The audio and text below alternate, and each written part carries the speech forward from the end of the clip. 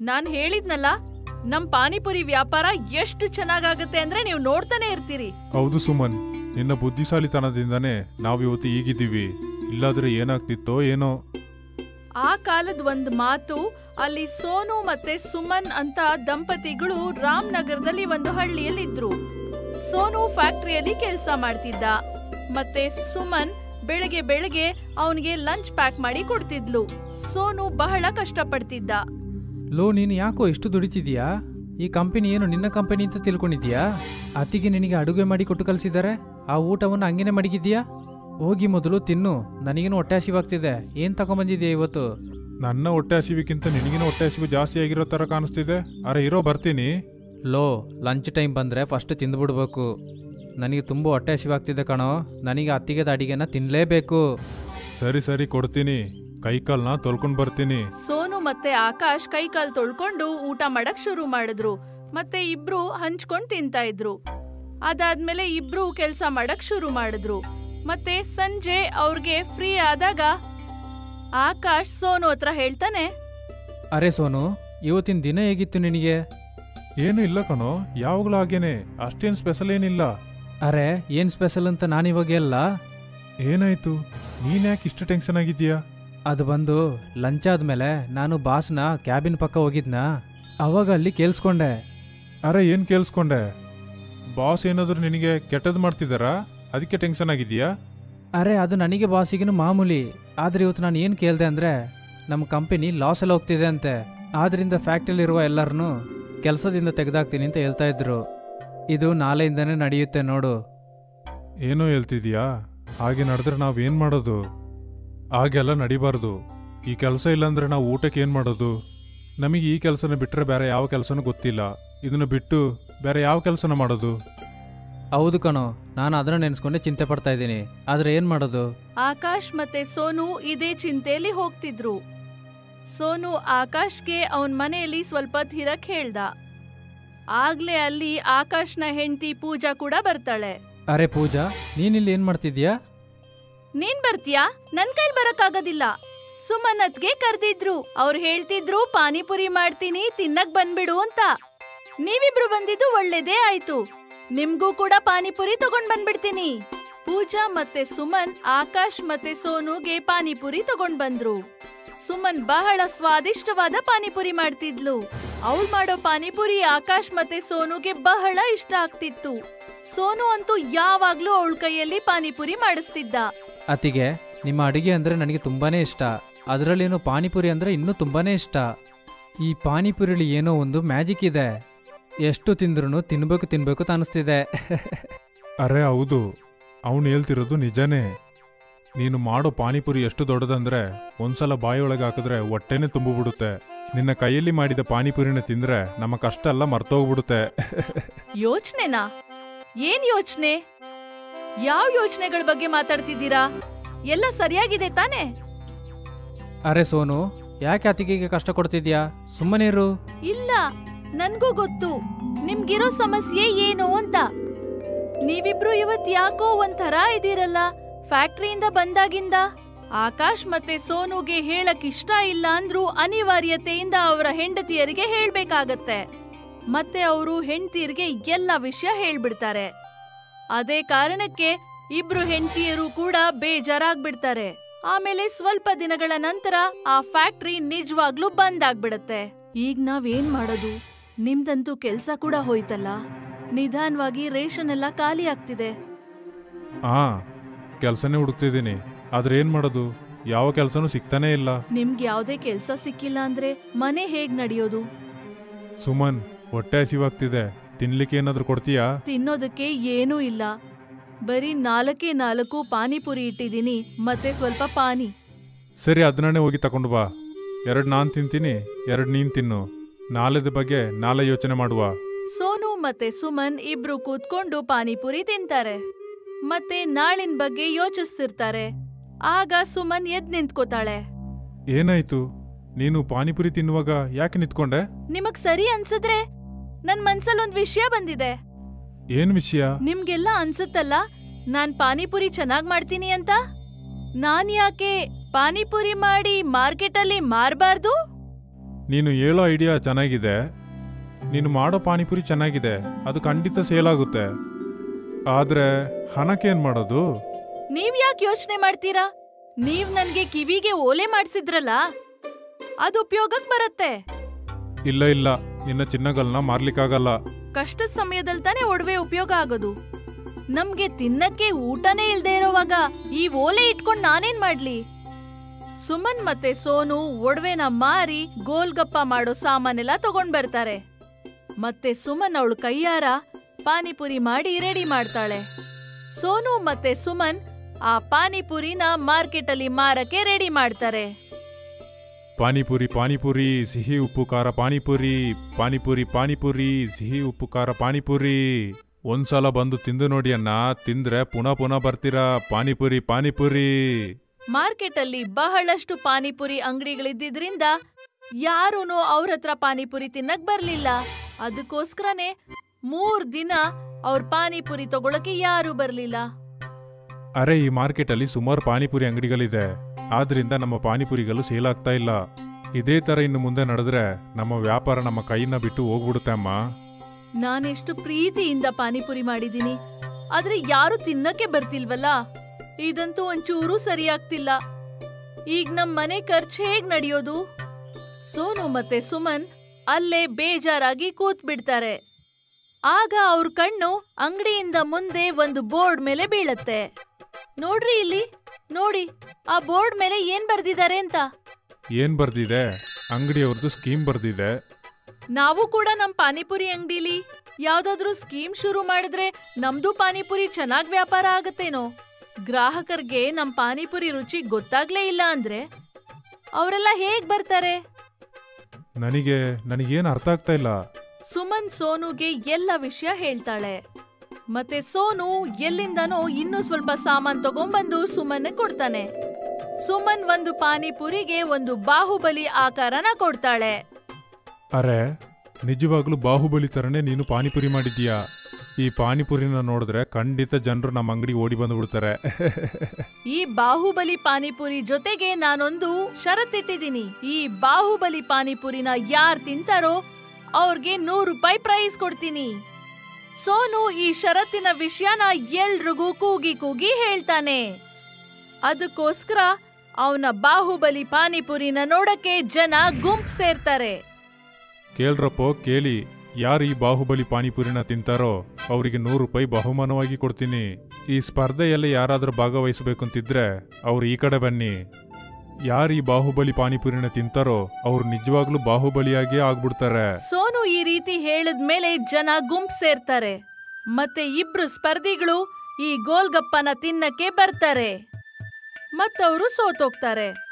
ಮತ್ತೆ ಅದಾದ್ಮೇಲೆ ಈ ಬಾಹುಬಲಿ ಗೋಲ್ಗಪ್ಪ ತಿನ್ನೋದಕ್ಕೆ ಇನ್ನೂ ಅನೇಕ ಜನರು ಅಲ್ಲಿಗೆ ಬರ್ತಾರೆ. ಅರೆ ಅಣ್ಣ, ನೀವು ಮಾರುವ ಈ ಬಾಹುಬಲಿ ಪಾನಿಪುರಿ ತುಂಬಾ ರುಚಿಯಾಗಿದೆ. ನಾನು ಈ ಸ್ಪರ್ಧೆಯಲ್ಲಿ ಏನು ಗೆದ್ದಿಲ್ಲ, ಆದ್ರೆ ಈ ಪಾನಿಪುರಿ ರುಚಿ ಇದೆ ಅಲ್ಲ, ಅದು ತುಂಬಾ ಚೆನ್ನಾಗಿದೆ. ಅರೆ, ಇಷ್ಟು ದಿನ ಸಾಧಾರಣವಾದ ಪಾನಿಪುರಿನ ತಿಂದು ತಿಂದು ಬೋರ್ ಆಗ್ಬಿಟ್ಟಿದೆ. ಆದ್ರೆ ನಿಮ್ಮ ಅಂಗಡಿಗೆ ಬಂದು ಈ ಬಾಹುಬಲಿ ಪಾನಿಪುರಿನ ನೋಡಿದ್ರೇ ಸಾಕು, ಬಾಯಿಲಾಗಿನೇ ನೀರು ಸುರಿತಪ್ಪ. ಅರೆ ಅಣ್ಣ, ಮೊದಲು ತಿಂದು ನೋಡಿ. ಈ ಮಾರ್ಕೆಟಲ್ಲಿ ರುಚಿಯಾದ ಪಾನಿಪುರಿ ಇದೆ. ಒಂದು ಸಲ ಬಂದು ತಿಂದ್ರಿ ಅಂದ್ರೆ ಪುನಃ ಪುನಃ ಬಂದು ತಿಂತೀರಾ. ಅರೆ ಏನಣ್ಣ, ನಿಜವಾಗ್ಲೂ ಈ ಪಾನಿಪುರಿ ತುಂಬಾ ಚೆನ್ನಾಗಿರುತ್ತಾ? ಅರೆ, ನನ್ನ ಮೇಲೆ ನಂಬಿಕೆ ಇಲ್ಲಾಂದ್ರೆ ಮೊದಲು ನೀವು ಇದನ್ನ ತಕೊಂಡು ತಿಂದು ನೋಡಿ. ಒಂದು ವೇಳೆ ಗೆದ್ರಿ ಅಂದ್ರೆ ನಿಮಗೆ 100 ರೂಪಾಯಿ ಸಿಗುತ್ತಲ್ವಾ? ಆಗ ಗುಂಪಲ್ಲಿ ಎಲ್ರು ಬಾಹುಬಲಿ ಪಾನಿಪುರಿ ಬಗ್ಗೆ ಮಾತಾಡ್ತಾರೆ. ಮತ್ತೆ ಆ ಮಾರ್ಕೆಟ್ ಅಲ್ಲಿರೋ ಎಲ್ಲ ಜನನು ಸುಮನ್ ಮಾಡಿದಂತ ಬಾಹುಬಲಿ ಗೋಲ್ಗಪ್ಪ ತಿನ್ನೋದಕ್ಕೆ ಬರ್ತಾರೆ. ಅವ್ರ ಅಂಗಡಿ ಈಗ ಬಾಹುಬಲಿ ಪಾನಿಪುರಿ ಅಂಗಡಿ ಅನ್ನೋ ಹೆಸರಲ್ಲಿ ಫೇಮಸ್ ಆಯ್ತು. ಅದೇ ಮಾರ್ಕೆಟ್ ಅಲ್ಲಿ ಒಬ್ನು ನತ್ತು ಪೆಲ್ವಾನ್ ಅನ್ನೋನು ವಾಸ ಆಗಿದ್ದ. ಅವನು ಎಲ್ಲ ಕಡೆ ಗೋಲ್ಗಪ್ಪನ ಫ್ರೀಯಾಗಿ ತಿನ್ಬಿಡ್ತಿದ್ದ. ಮತ್ತೆ ಸುಮನ್ ಅವ್ರ ಅಂಗಡಿಗೂನು ಗೋಲ್ಗಪ್ಪ ತಿನ್ನೋದಕ್ಕೆ ಬಂದ. ಅರೆ, ಇಲ್ಲಿ ನೋಡು, ಹೊಸದಾಗಿ ಅಂಗಡಿನ ಮಡಗಿದ್ಯಾ ಅಲ್ವಾ? ಮೊದಲು 5 ಪ್ಲೇಟ್ ಪಾನಿಪುರಿನ ಮಾಡಿಕೊಡಪ್ಪ. ನಾನು ಪಾನಿಪುರಿನ ಮಾಡಿಕೊಡ್ತೀನಿ, ಆದ್ರೆ ಈ ಬಾಹುಬಲಿ ಪಾನಿಪುರಿನ ತಿಂದ್ಬಿಟ್ಟು ಆಮೇಲೆ ಹೇಳಿ. ಒಂದು ವೇಳೆ ಆ ಬಾಹುಬಲಿ ಪಾನಿಪುರಿನ ನೀವು ತಿಂದ್ರಿ ಅಂದ್ರೆ ವರ್ಷ ಇಡೀ ನಿಮಗೆ ಉಚಿತವಾಗಿ ಪಾನಿಪುರಿನ ಕೊಡ್ತೀನಿ. ಅರೆ, ಇಷ್ಟು ಚಿಕ್ಕ ವಿಷಯ ತಾನೇ? ಸರಿ ಸರಿ, ಒಂದು ಕೆಲಸ ಮಾಡು, ಈ ಸ್ಪರ್ಧೆಯಲ್ಲಿ ನನ್ನ ಒಂದು ಹೊಸದಾಗಿ ಸೇರಿಸ್ಕೋ. ಒಂದಲ್ಲ, ನಾನು 5 ಬಾಹುಬಲಿ ಪಾನಿಪುರಿನ ತಿಂತೀನಿ. ತಕೊಂಡು ಬಾ 5 ಪಾನಿಪುರಿ. ಒಂದು ವೇಳೆ ನಿಮ್ಮಿಂದ ಆ ಪಾನಿಪುರಿನ ತಿನ್ಲಿಕ್ಕಾಗಿಲ್ಲ ಅಂದ್ರೆ ನೀವು ಫ್ರೀಯಾಗಿ ಪಾನಿಪುರಿ ತಕೊಂಡು ತಿನ್ನೋದನ್ನ ಬಿಟ್ಬಿಡ್ಬೇಕು. ಇದನ್ನ ನಾನು ಒಪ್ಕೊಳ್ತೀನಿ. ನತ್ತು ಪಹಲ್ವಾನ್ ಮುಂದ್ಗಡೆ 5 ಬಾಹುಬಲಿ ಪಾನಿಪುರಿನ ಇಡ್ತಾರೆ. ಮತ್ತೆ ನತ್ತು ಪಹಲ್ವಾನ್ ಬಾಹುಬಲಿ ಪಾನಿಪುರಿನ ತಿನ್ನಕ್ಕೆ ಟ್ರೈ ಮಾಡ್ತಾನೆ. ಆದ್ರೆ ಅದು ಅವನ ಕೈಯಲ್ಲಿ ಆಗೋದಿಲ್ಲ. ಮತ್ತೆ ಅವನ ಷರತ್ತಿನ ಪ್ರಕಾರ ಫ್ರೀಯಾಗಿ ಪಾನಿಪುರಿ ತಿನ್ನೋದನ್ನ ಬಿಟ್ಬಿಡ್ತಾನೆ. ಎಲ್ರೂ ಸೋನುಗೆ ಬಹಳ ധന്യവാദಗಳನ್ನ ಹೇಳ್ತಾರೆ. ಮತ್ತೆ അവൾ ഐഡിയാന ಹೊಗಳ್ತಾರೆ. ഗ്രാമത്തിലെ മാർക്കറ്റിൽ സുധാന്റെ പക്കോട കടയുണ്ടായിരുന്നു. അദ്ദേഹം കട തുറന്നതും തന്നെ അവിടേക്ക് കസ്റ്റമേഴ്സിന്റെ കൂട്ടം വരാൻ തുടങ്ങും. എനിക്കൊരു പ്ലേറ്റ് ഓണിയൻ പക്കോട. എനിക്ക് ഉരുളക്കിഴങ്ങ് പക്കോട. സുധാൻ ഒരുപാട് സന്തോഷത്തോടെ ഇരുന്നു. എന്തുകൊണ്ടെന്നാൽ അദ്ദേഹത്തിന്റെ വ്യാപാരം നല്ല രീതിയിൽ പോയിക്കൊണ്ടിരുന്നു. രാവിലെ മുതൽ വൈകുന്നേരം വരെ അദ്ദേഹത്തിന്റെ കടയിൽ കസ്റ്റമേഴ്സിന്റെ കൂട്ടത്തിന് ഒരു കുറവുമില്ലായിരുന്നു. ഇവിടെ നോക്കൂ ചേട്ടാ, എനിക്ക് 2 പ്ലേറ്റ് ഉള്ളി പക്കോടയും പിന്നെ 2 പ്ലേറ്റ് ഉരുളക്കിഴങ്ങ് പക്കോടയും. ഇതാ ചേട്ടാ. എന്റെ ചേട്ടാ, ഞാൻ നിങ്ങളടുത്ത് ദിവസം ഈ പക്കോട വാങ്ങല്ലേ, കുറച്ച് പക്കോട ചേർത്തിട്ടു ചേട്ടാ. ചേട്ടാ, ഞാൻ അളവിനേക്കാളും കൂടുതൽ എന്റെ കുടുംബത്തിന് പോലും കൊടുക്കാറില്ല. ചേട്ടൻ വാങ്ങാണ്, വാങ്ങിച്ചോ, ഇല്ലെങ്കിൽ വിട്ടേക്ക്. ശരി ശരി, തന്നേക്ക്. സുധാൻജിയുടെ കുടുംബത്തിൽ അദ്ദേഹത്തിന്റെ ഭാര്യ സുധയുണ്ടായിരുന്നു. എത്തിയോ? ഞാൻ നിങ്ങൾക്ക് വേണ്ടി കാത്തിരിക്കായിരുന്നു. കേട്ടോ, എന്റെ അനിയത്തിയുടെ ഭർത്താവ് അവൾക്കൊരു നെക്ലസ് വാങ്ങിക്കൊടുത്തത്രേ. പക്ഷെ നിങ്ങളും ഉണ്ടല്ലോ, എനിക്കൊന്നും വാങ്ങിത്തരില്ല. അങ്ങനെയാണോ? പോയ മാസമല്ലേ നിനക്ക് ഞാൻ പുതിയ സാരി വാങ്ങി തന്നത്? അതെ അതെ, ഓർമ്മയുണ്ട്. അതും ഒരു സാധാരണ സാരി. സാധാരണ സാരിയോ ഞാൻ നിനക്ക് വാങ്ങി തന്നല്ലേ? നിങ്ങളെപ്പോലെ ഒരു കഞ്ചൂസായ ഭർത്താവിനെ ഞാൻ കണ്ടിട്ടേ ഇല്ല. മാസം മാസം നിങ്ങൾ മാത്രം പുതിയ പുതിയ ഡ്രസ്സുകൾ വാങ്ങുന്നു. ഒരേ ഒരു മാസം എനിക്കൊരു സാരി വാങ്ങി തന്നിട്ട് ഇത്രയും സംസാരിച്ചുകൊണ്ടേയിരിക്കുന്നു. എനിക്ക് വാങ്ങിയാൽ എന്താ? പൈസ ഉണ്ടാക്കുന്നത് ഞാനല്ലേ? എന്തെങ്കിലും ചെയ്യൂ. സുധാൻജി സ്വഭാവത്തിൽ സ്വാർത്ഥനാണ്. അവൻ എപ്പോഴും അവനെക്കുറിച്ച് മാത്രമേ ആലോചിക്കാറുള്ളൂ. സുധാൻജിയുടെ പക്കോട കട വളരെ നന്നായി പോയിക്കൊണ്ടിരുന്നു. അദ്ദേഹത്തിന് ലാഭവും ഒരുപാട് കിട്ടി. പെട്ടെന്നൊരു ദിവസം സുധാൻജിയുടെ കടയിലെ മുൻപിലായി മറ്റൊരു കട ഓപ്പൺ ചെയ്തു. ഭൗരവിന്റെ ആലു പഫ് സ്റ്റാൾ. പുതിയ കട കണ്ടപ്പോൾ കസ്റ്റമേഴ്സ് അവിടേക്ക് പോകാൻ തുടങ്ങി. അല്ല ചേട്ടാ, ഇതെന്താണ്? ഇത് സിറ്റിയിൽ വിൽക്കുന്ന ഫേമസ് ആയ ഉരുളക്കിഴങ്ങ് പഫ്സ് ആണ്. സിസ്റ്റർ, നിങ്ങൾ ഒരു പ്രാവശ്യം കഴിച്ചാൽ പിന്നെ നിങ്ങൾ വീണ്ടും വേണം ചോദിക്കും. ശരി ചേട്ടാ, ഒന്ന് തരൂ. ഇപ്പൊ തന്നെ ഞാൻ തരാം. ഗൗരവ് അവൾക്ക് ഒരു ഉരുളക്കിഴങ്ങ് പപ്സ് നൽകി. അത് കഴിച്ചതും തന്നെ അവൾക്ക് ഒരുപാട് ഇഷ്ടമായത്.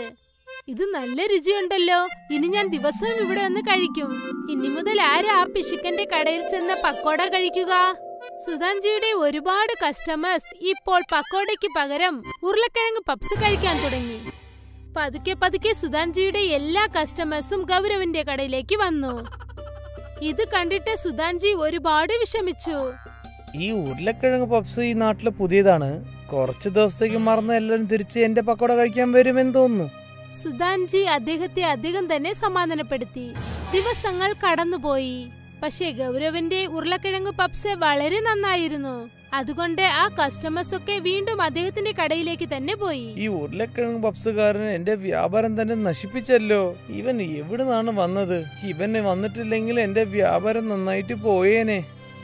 സുധാൻജി ആലോചിക്കാൻ തുടങ്ങി എങ്ങനെ ആ ഗൗരവിനെ അവിടെ നിന്നും തുരത്താമെന്ന്. ഗൗരവ് വളരെ സന്തോഷത്തോടെ ആയിരുന്നു. അവന്റെ വ്യാപാരം നല്ല രീതിയിൽ പോയതുകൊണ്ട്. എന്റെ രാമാ, നിനക്ക് വളരെ നന്ദിയുണ്ട്. എന്റെ പ്രശ്നങ്ങളൊക്കെ നീ തീർത്തു വെച്ചല്ലോ ദൈവമേ.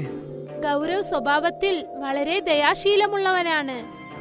ആരെങ്കിലും കഷ്ടപ്പെടുന്നവരെ കണ്ടാൽ അവൻ അവന്റെ കടയിൽ നിന്നും ആലു പപ്സ് അവർക്ക് നൽകും. അവന്റെ പ്രവൃത്തികളൊക്കെ സുധാൻജി ദൂരെ നിന്നും ശ്രദ്ധിച്ചുകൊണ്ടേയിരുന്നു. ഇവൻ വളരെ നല്ലവനായിട്ടുണ്ടല്ലോ. ഇവനെ വളരെ എളുപ്പം തന്നെ ഒരു വിഡ്ഢിയാക്കാൻ പറ്റും. അതിനു മുമ്പ് ഞാൻ അവന്റെ ഒരു സുഹൃത്തായിരിക്കണം. ഇത് ആലോചിച്ചിട്ട് സുധാൻജി പതുക്കെ പതുക്കെ ഗൗരവിനോട് ചെന്ന് സംസാരിക്കാൻ തുടങ്ങി. എന്താ ചേട്ടാ, എങ്ങനെ പോകുന്നുണ്ട്? നന്നായിട്ട് പോകുന്നുണ്ട്. നിങ്ങൾ പറയൂ. നിങ്ങളുടെ ഉരുളക്കിഴങ്ങ് പഫ് വളരെ രുചിയുണ്ടെന്ന് ഞാൻ കേട്ടിട്ടുണ്ട്. ഞങ്ങൾക്കും കഴിക്കാൻ തന്നൂടെ? ദോ ഇപ്പൊ തന്നെ തരാം. ഗൗരവ് സുധാജിക്ക് ഒരു പപ്സ് കൊടുത്തു. അത് സുധാൻജി കഴിച്ചു നോക്കി. എന്റെ അമ്മോ, ഇത് നല്ല രുചിയുണ്ടല്ലോ. അങ്ങനെ തന്നെ ഒരു പുതിയ ഐറ്റം കഴിച്ചോണ്ട് നല്ല രുചിയുണ്ട്. നിങ്ങൾക്ക് ഇഷ്ടമായല്ലോ, എനിക്ക് അത് മതി. ഈ ഐറ്റം ഒക്കെ നിങ്ങൾ ഒരു വലിയ കട തുറന്നാണ് ചെയ്യേണ്ടത്. എന്റെ ആഗ്രഹം അത് തന്നെയാണ്. പക്ഷേ വലിയ കട തുറക്കാൻ വേണ്ടിയുള്ള കാശ് എൻ്റെ അടുത്തില്ല. ഞാനും അതുപോലെ കട തുറക്കണം എന്ന് ആഗ്രഹിക്കുന്നുണ്ട്. അങ്ങനെ നിങ്ങൾക്ക് ആഗ്രഹം ഉണ്ടെങ്കിൽ നമുക്ക് ചേർന്ന് തന്നെ കട തുറക്കാം. 2 കൗണ്ടർ ഉണ്ടാവും. നിങ്ങൾ ഉരുളക്കിഴങ്ങ് പഫ് വിറ്റോളൂ, ഞാൻ എൻ്റെ പക്കോട വിറ്റോളാം. അങ്ങനെ വെച്ചാൽ പാർട്ട്ണർഷിപ്പാണോ? അതുപോലെ തന്നെ.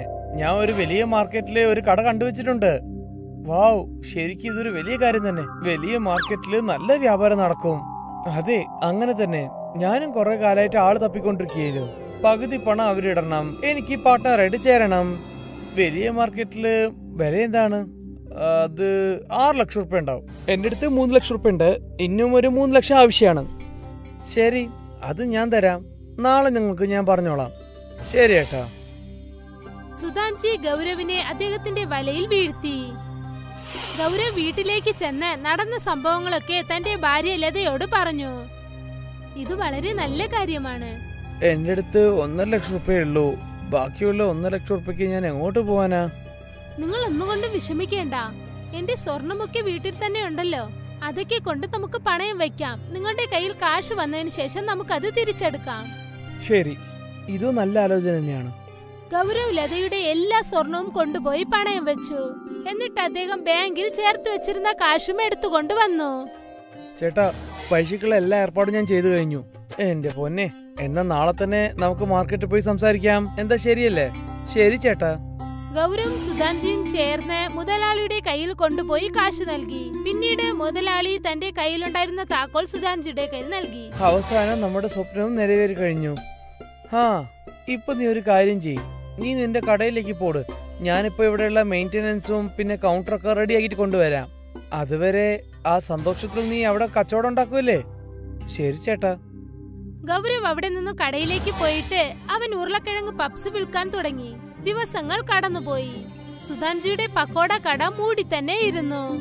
ഒരാഴ്ചയ്ക്ക് ശേഷം ഗൗരവ് ആ കട നോക്കാനായി വന്നപ്പോൾ അവിടെ സുധാൻജി നേരത്തെ തന്നെ അദ്ദേഹത്തിന്റെ പക്കോട വിറ്റുകൊണ്ടേയിരുന്നു.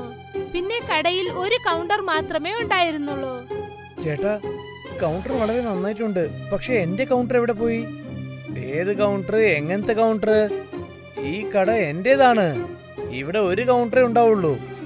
നിങ്ങൾ ഞങ്ങളെ എങ്ങനെ പറ്റിക്കാൻ പാടില്ല. ഈ കടയിലുള്ള പകുതി പൈസ ഞാനാണ് തന്നത്. അങ്ങനെയാണോ? അങ്ങനെ എന്തെങ്കിലും കൊടുത്ത ആധാരം നിന്റെ അടുത്തുണ്ടോ? അങ്ങനെ എന്തെങ്കിലും ഉണ്ടെങ്കിൽ നീ പോയി കംപ്ലൈന്റ് കൊടുക്കടാ. പൊയ്ക്കോ. ഗൗരവിന് ഒന്നും തന്നെ മനസ്സിലായില്ല എന്തുകൊണ്ടാണ് ഇദ്ദേഹം ഇങ്ങനെ സംസാരിക്കുന്നതെന്ന്. അവന്റെ മൊത്ത കാശും നഷ്ടപ്പെട്ടു പോയി. ഗൗരവ് കരഞ്ഞുകൊണ്ട് തന്നെ കാട്ടിനകത്തോട്ട് നടന്നു ചെന്നു. അയ്യോ എന്റെ ദൈവമേ, എന്തിനാ നിങ്ങൾ ഇങ്ങനെ ചെയ്തത്? ഞാൻ ആലോചിച്ചു തോന്നുന്നു, പക്ഷെ നടക്കുന്നത് വേറെയാണല്ലോ. ഇതിന് പകരം നിങ്ങൾ എന്നെ കൊന്നാൽ മതിയായിരുന്നു. ഗൗരവിന്റെ സങ്കടം കണ്ട് അവിടെ പെട്ടെന്നൊരു ദേവി പ്രത്യക്ഷപ്പെട്ടു. ഗൗരവ്, നീ വിഷമിക്കേണ്ട ആവശ്യമില്ല മോനെ. നീ യഥാർത്ഥത്തിൽ വളരെ നല്ലവനാണ്.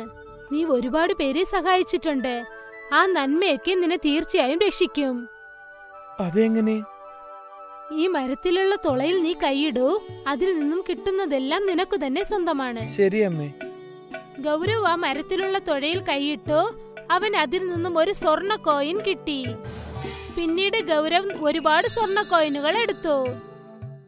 നിങ്ങൾക്ക് നന്ദി. നിങ്ങൾക്ക് വളരെ വളരെ നന്ദിയുണ്ട്. ഈ സ്വർണം കൊണ്ട് എന്റെ ജീവിതം തന്നെ മാറിപ്പോവും അമ്മേ.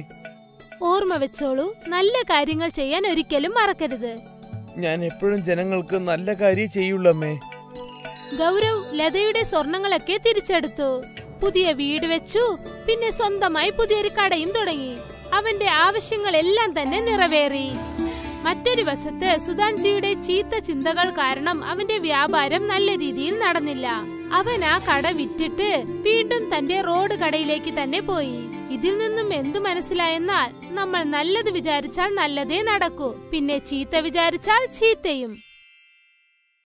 ಕುಟುಂಬಪುರ ಅನ್ನೋ ಊರಲ್ಲಿ ರಾಮ್ಲಾಲ್ ಹೆಸರಿನ ಒಬ್ಬ ವ್ಯಕ್ತಿ ಇರ್ತಾ ಇದ್ದ. ಆತ ಆ ಊರಿನಲ್ಲಿ ಒಂದು ಅಂಗಡಿನ ಇಟ್ಟು ಪಾನಿಪುರಿನ ಮಾರ್ತಾ ಇದ್ದ. ರಾಮ್ಲಾಲ್ನ ಪಾನಿಪುರಿ ಹೇಗಿತ್ತಂದ್ರೆ ದೂರ ದೂರದಿಂದ ಜನರು ಅದನ್ನ ತಿನ್ನಲು ಬರ್ತಾ ಇದ್ರು. ರಾಮ್ಲಾಲ್ನ ಸ್ವಭಾವ ತುಂಬಾ ದಯಾಳುವಾಗಿತ್ತು. ಬಡವರಿಗೆ ಅವನು ಫ್ರೀ ಆಗಿ ಪಾನಿಪುರಿಯನ್ನು ಕೂಡ ಕೊಡ್ತಾ ಇದ್ದ. ಒಂದು ದಿನ ರತ್ನಾಪುರ ಊರಿನ ಮುಖ್ಯ ರಾಮ್ಲಾಲ್ನ ಪಾನಿಪುರಿಯ ಬಗ್ಗೆ ಕೇಳಿ ಅವನಿಬ್ರು ಜೊತೆಗಾರರು ಭೀಮಾ ಮತ್ತು ಕಾಲಿಯ ಜೊತೆಗೆ ಅಲ್ಲಿಗೆ ಬರ್ತಾನೆ. ನಿನ್ನ ಪಾನಿಪುರಿಯ ಚರ್ಚೆ ದೂರ ದೂರದ ಊರಲ್ಲೂ ತಲುಪಿದೆ ರಾಮಲಾಲ್. ನಾನಿಲ್ಲಿಗೆ ಬರೋದನ್ನ ಯಾರಿಂದನೂ ತಡೆಯಕ್ಕಾಗ್ಲೇ ಇಲ್ಲ. ನನ್ ಜೊತೆ ಇವರಿಬ್ರು ಭೀಮಾ ಮತ್ತೆ ಕಾಲಿಯ ಕೂಡ ಬಂದಿದ್ದಾರೆ. ಈಗ ನಿನ್ನ ಹತ್ರ ಇರೋ ಒಳ್ಳೆ ಪಾನಿಪುರಿನ ನಮಗೆ ತಿನ್ನಿಸು. ರಾಮ್ಲಾಲ್ ಅವರಿಗೆಲ್ಲ ಒಂದೊಂದ್ ಪ್ಲೇಟ್ ಪಾನಿಪುರಿಯನ್ನ ಕೊಡ್ತಾನೆ. ಪಾನಿಪುರಿ ತಿಂದು ಮುಖ್ಯ ಖುಷಿಯಿಂದ ಹೀಗೆ ಹೇಳ್ತಾರೆ, ನಿನ್ನ ಕೈಯಲ್ಲಿ ಮ್ಯಾಜಿಕ್ ಇದೆ ಅನ್ಸುತ್ತೆ. ಪಾನಿಪುರಿ ತಿಂದು ಮಜಾ ಬಂದ್ಬಿಡ್ತು. ಸರಿಯಾಗಿ ಹೇಳಿದ್ರಿ ದಣಿಗಳೇ. ತುಂಬಾ ಊರಲ್ಲಿ ಪಾನಿಪುರಿ ತಿಂದಿದ್ದೀನಿ, ಆದ್ರೆ ಇಷ್ಟೊಂದು ಒಳ್ಳೆ ಸ್ವಾದ ಇರೋ ಪಾನಿಪುರಿನ ನಾನು ಯಾವತ್ತೂ ತಿಂದೇ ಇಲ್ಲ. ರಾಮ್ಲಾಲ್, ನೀ ನಮ್ಮೂರಲ್ಲಿ ಯಾಕೆ ಅಂಗಡಿ ಹಾಕಬಾರ್ದು ಅಂತ. ಕಾಲಿಯ ನಿಜ ಹೇಳ್ತಿದ್ದಾನೆ ರಾಮ್ಲಾಲ್. ನಮ್ಮೂರು ನಿಮ್ಮೂರಿಗಿಂತ ತುಂಬಾ ಸುಂದರವಾಗಿದೆ. ಹಾಗೆ ಅಲ್ಲಿ ಒಳ್ಳೆ ವ್ಯಾಪಾರಿಗಳು ಇದ್ದಾರೆ. ನಿನ್ನ ಪಾನಿಪುರಿ ಅಲ್ಲಿ ಜಾಸ್ತಿ ಖರ್ಚಾಗುತ್ತೆ ಅನ್ಸುತ್ತೆ. ಬೇಕು ಅಂದ್ರೆ ನಾನು ಅಲ್ಲಿ ನಿನಗೆ ಒಂದು ಒಳ್ಳೆ ಅಂಗಡಿಯನ್ನ ರೆಡಿ ಮಾಡ್ಕೊಡ್ತೀನಿ. ಇಲ್ಲ ದಣಿಗಳೇ, ನಾನು ಈ ಊರನ್ನ ಬಿಟ್ಟು ಬೇರೆ ಎಲ್ಲಿಗೂ ಹೋಗೋದೇ ಇಲ್ಲ. ನೀವು ಹೇಳ್ದಾಗೆ ನಮ್ಮೂರಲ್ಲಿ ಹೆಚ್ಚು ಹಣ ಇರುವಂತ ವ್ಯಕ್ತಿಗಳು ಇಲ್ಲೇ ಇರ್ಬೋದು, ಆದ್ರೆ ನನ್ನ ಊರಲ್ಲಿ ನನಗೆ ಶಾಂತಿ ಸಿಗುತ್ತೆ. ನಿಮಗೊಂದ್ ವಿಷಯ ಗೊತ್ತಿಲ್ಲ ದಣಿಗಳೇ, ಈ ರಾಮ್ಲಾಲ್ಗೆ ನಿಜವಾಗ್ಲೂ ತಲೆನೇ ಇಲ್ಲ ಅನ್ಸುತ್ತೆ. ಇವನೊಬ್ಬ ಮೂರ್ಖ. ಇವನು ಈ ಊರಿನ ಜನಗಳಿಗೆ ಫ್ರೀಯಾಗಿ ಕೆಲವು ಪಾನಿಪುರಿನ ತಿನ್ನಿಸ್ಬಿಡ್ತಾನೆ. ಭೀಮನ ಮಾತುಗಳನ್ನು ಕೇಳಿ ಮುಖ್ಯ ನಗ್ತಾ ಹೀಗೆ ಹೇಳ್ತಾರೆ, ಅದು ಇವನ ಬಟ್ಟೆ ಮತ್ತೆ ಇವನ ಅಂಗಡಿಯನ್ನ ನೋಡಿದ್ರೇನೆ ಗೊತ್ತಾಗುತ್ತೆ. ಈಗ್ಲೂ ಸಮಯ ಇದೆ ರಾಮ್ಲಾಲ್. ಈ ತರ ಅವಕಾಶ ಮತ್ತೆ ಮತ್ತೆ ಸಿಗೋದಿಲ್ಲ. ಜೀವನದಲ್ಲಿ ದುಡ್ಡು ಮಾಡೋದು ತುಂಬಾ ಮುಖ್ಯ ಆಗತ್ತೆ. ಮುಖ್ಯ ರಾಮ್ಲಾಲ್ಗೆ ತುಂಬಾನೇ ಆಸೆಗಳನ್ನ ಹೇಳಕ್ ಶುರು ಮಾಡ್ತಾನೆ. ಆದ್ರೆ ರಾಮ್ಲಾಲ್ ಅವನ್ ಮಾತುಗಳನ್ನ ಕೇಳಕ್ಕೆ ಒಪ್ಕೊಳ್ಳಲ್ಲ. ರಾಮ್ಲಾಲ್, ನಾನ್ ನಿನ್ನ ಪಾನಿಪುರಿಗೆ ಸ್ವಲ್ಪ ಹೊಗಳಿದೆ ಅಂತ ತಿಳ್ಕೊ. ನಿನ್ನ ತುಂಬಾ ದೊಡ್ಡ ವ್ಯಕ್ತಿ ಅಂತ ಅನ್ಕೋಬೇಡ. ನಿನ್ನ ಈ ಪಾನಿಪುರಿಯ ಅಂಗಡಿ ಜಾಸ್ತಿ ದಿನದವರೆಗೂ ಇಲ್ಲಿರೋದಿಲ್ಲ. ಇಷ್ಟು ಹೇಳಿ ಮುಖ್ಯ ಕೋಪಗೊಂಡು ಅವನ್ ಜೊತೆಗಾರರೊಂದಿಗೆ ಅಲ್ಲಿಂದ ಹೊರಡ್ಬಿಡ್ತಾರೆ. ಅವನ್ ಹೋಗಿ ರಾಮ್ಲಾಲ್ನ ಊರಿನ ಮುಖ್ಯವಾದ ಸತ್ತು ಹತ್ರ ಹೋಗಿ ಮಾತಾಡ್ತಾನೆ. ಹೇಳಿ ಸತ್ತು ಅಣ್ಣ, ಏನ್ ಸಮಾಚಾರ ನಿಮ್ಮ ಊರಿಂದು? ಅಯ್ಯೋ, ನನ್ನ ಊರಿನ ಬಗ್ಗೆ ನೀನ್ ಯಾಕೆ ತಿಳ್ಕೋಬೇಕು ಶಾನ್ಭೋಗ? ನಿನ್ನ ಹಳ್ಳಿ ತುಂಬಾ ಚೆನ್ನಾಗಿದೆ ಬಿಡು. ನಿನ್ನ ಊರಿನಲ್ಲಿ ಉನ್ನತಿ ಮೇಲೆ ಉನ್ನತಿ. ನನ್ನೂರಿನ ಜನಗಳಿಗೆ 2 ಹೊತ್ತಿನ ಊಟನೂ ತುಂಬಾ ಕಷ್ಟ ಆಗಿ ಸಿಗುತ್ತೆ. ನಿಮ್ಮೂರಲ್ಲಿ ರಾಮ್ಲಾಲ್ನ ಪಾನಿಪುರಿ ತುಂಬಾ ಪ್ರಸಿದ್ಧಿಯಾಗಿದೆ. ತುಂಬಾ ದೂರದಿಂದ ಜನಗಳು ಬರೀ ಪಾನಿಪುರಿ ತಿನ್ನೋದಕ್ಕೆ ಅಂತಾನೆ ನಿಮ್ಮೂರಿಗೆ ಬರ್ತಾರೆ. ಇದ್ರಲ್ಲಿ ತಪ್ಪು ತಿಳ್ಕೊಳ್ಳೋದೇನಿದೆ ಶಾನ್ಭೋಗ? ಆ ಪಾಪದವನ ಪಾನಿಪುರಿಯ ಅಂಗಡಿ ಚೆನ್ನಾಗೇ ನಡೆಯುತ್ತೆ. ಈ ಮಾತನ್ನೇ ನಿನ್ಗೆ ಹೇಳಕ್ ಬಂದೆ ಸತ್ತು ಅಣ್ಣ. ನನ್ ಮಾತನ್ನ ಸ್ವಲ್ಪ ಕೇಳಿಸ್ಕೊ ನೀನು. ನಿನ್ನ ಊರಿನ ಹೆಸರು ನಿನ್ನಿಂದಾಗಲ್ಲ, ರಾಮ್ಲಾಲ್ ನಿಂದಾಗಿ ಪ್ರಸಿದ್ಧಿಯಾಗಿದೆ. ದೂರದಿಂದ ಜನಗಳು ಬರೀ ಅವನ ಪಾನಿಪುರಿ ತಿನ್ಬೇಕು ಅಂತಾನೆ ಇಲ್ಲಿಗೆ ಬರ್ತಾರೆ. ಹೀಗೆ ಆಯ್ತು ಅಂದ್ರೆ ಆ ದಿನ ದೂರ ಇಲ್ಲ. ಊರಿನ ಜನ ಎಲ್ಲ ಒಟ್ಟಾಗಿ ಸೇರಿ ರಾಮ್ಲಾಲ್ನೇ ಈ ಊರಿನ ಶಾನ್ಭೋಗನ್ ಮಾಡ್ಬೋದು. ರತ್ನಾಪುರ ಊರಿನ ಮುಖ್ಯನ ಮಾತುಗಳನ್ನು ಕೇಳಿ ಸತ್ತುಗೆ ತುಂಬಾನೇ ಆಶ್ಚರ್ಯವಾಗುತ್ತೆ. ನೀನ್ ಮಾತನ್ನ ಸರಿಯಾಗಿ ಹೇಳ್ತಿದ್ಯಾ ಶಾನ್ಭೋಗ. ಇದ್ರ ಬಗ್ಗೆ ನಾನು ಯಾವತ್ತೂ ಯೋಚನೆನೇ ಮಾಡಿರ್ಲಿಲ್ಲ. ನೀನಂತೂ ನನ್ನ ಟೆನ್ಷನ್ ಅಲ್ಲಿ ಬಿಟ್ಬಿಟ್ಟೆ. ಈಗ ನನಗೆ ಹೇಳು, ಇದ್ರ ಉಪಾಯ ಏನು ಅಂತ. ಈಗ ನಾನು ಏನ್ ಮಾಡ್ಬೇಕು? ನಮ್ಮ ಊರಿನ ಹೆಸರು ನನ್ನ ಹೆಸರಿನ ಜೊತೆ ಪ್ರಸಿದ್ಧ ಆಗ್ಬೇಕು ಅಂದ್ರೆ ನೇರವಾದ ವಿಚಾರ. ನಿನ್ನ ಊರಿನ ಹೆಸರು ಪಾನಿಪುರಿಯಿಂದಾಗಿ ಪ್ರಸಿದ್ಧವಾಗಿದೆ. ನೀನು ಸಿಟಿಯಿಂದ ಒಳ್ಳೆ ಪಾನಿಪುರಿ ಮಾಡೋರನ್ನ ಕರ್ಕೊಂಡು ಬಾ. ನಿಮ್ಮ ಊರಲ್ಲಿ ಒಂದು ದೊಡ್ಡ ರೆಸ್ಟೋರೆಂಟ್ನ ಓಪನ್ ಮಾಡು. ರೆಸ್ಟೋರೆಂಟ್ ಓಪನ್ ಆದ್ಮೇಲೆ ರಾಮ್ಲಾಲ್ನ ಪಾನಿಪುರಿನ ಯಾರು ತಿನ್ನಕ್ ಬರ್ತಾರೆ? ನಮ್ಮ ಶಾನ್ಭೋಗ್ರು ಸರಿಯಾಗಿ ಹೇಳ್ತಾ ಇದ್ದಾರೆ ಸಂತು ಅಣ್ಣ. ನೀವು ಅವ್ರ ಮಾತನ್ನ ಕೇಳೋದು ಒಳ್ಳೇದು ಅನ್ಸುತ್ತೆ. ನಮ್ಮ ಇಡೀ ಊರ್ನವರು ನಮ್ಮ ಶಾನ್ಭೋಗ್ರ ಮಾತನ್ನೇ ಕೇಳೋದು.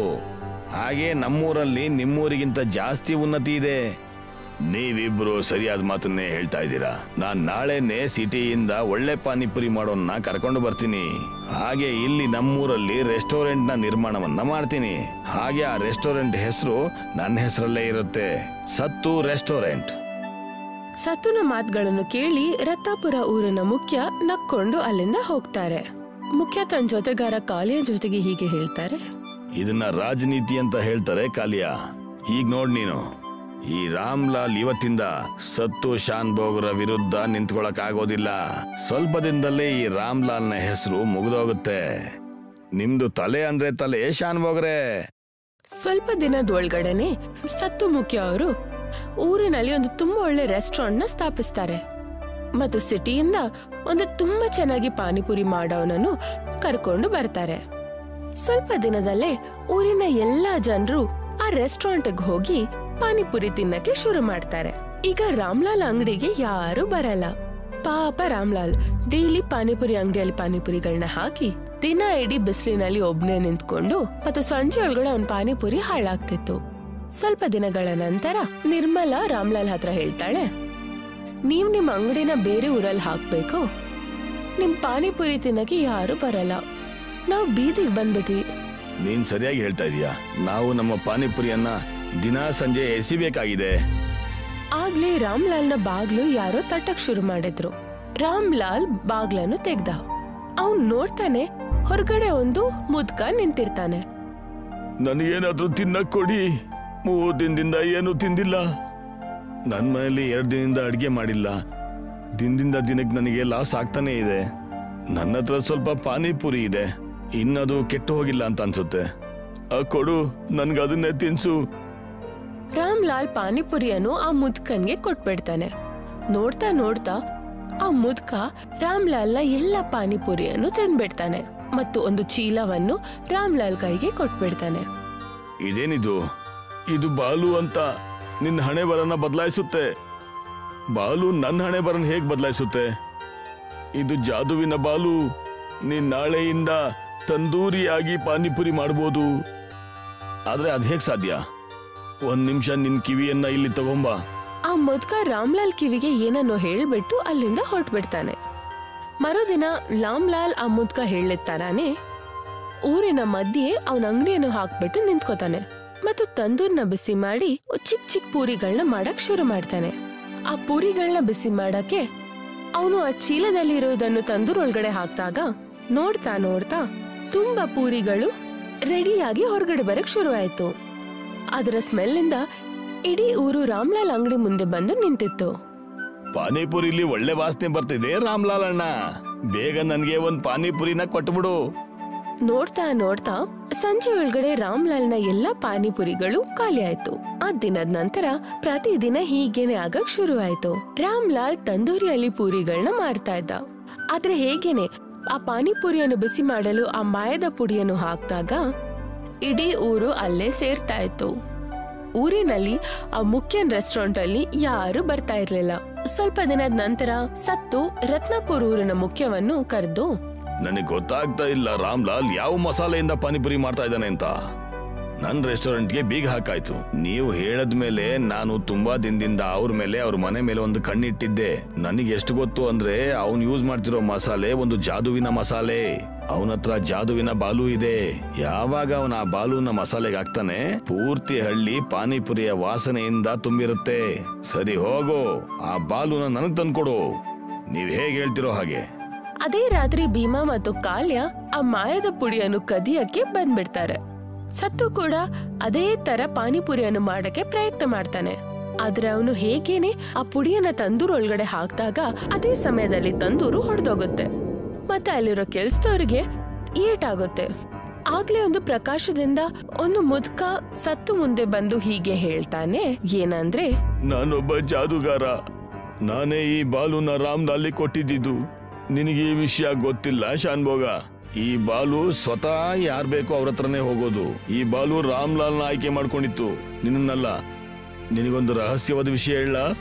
ಈ ಬಾಲು ತನ್ನ ಮಾಲೀಕನ ರಕ್ಷಣೆಯನ್ನು ಕೂಡ ಮಾಡುತ್ತೆ. ಒಂದ್ ವಿಷಯ ತಿಳ್ಕೋ, ಇನ್ಯಾವತ್ತು ರಾಮ್ಲಾಲ್ ವಿಷಯವಾಗಿ ಅವನ ಮೇಲೆ ಯಾವುದೇ ರೀತಿಯ ಅಧಿಕಾರ ಚಲಾಯಿಸೋದಕ್ಕೆ ಹೋಗ್ಬೇಡ ನೀನು. ಗೊತ್ತಾಯ್ತಾ ನಿನ್ಗೆ? ಅವನ ದಯಾಳತೆಯಿಂದ ಪ್ರಸನ್ನನಾಗಿ ನಾನು ಅವನಿಗೆ ಈ ಜಾದುವಿನ ಬಾಲನ್ನ ಕೊಟ್ಟಿದ್ದೆ. ಅದಕ್ಕೆ ಅವನು ಪ್ರೀತಿಯಿಂದ ಫ್ರೀ ಆಗಿ ನನಗೆ ಪಾನಿಪುರಿನ ತಿನ್ಸಿದ್ದ. ಈಗ ಅವನ್ನ ಉಳಿಸೋದು ನನ್ನ ಕರ್ತವ್ಯವಾಗಿದೆ.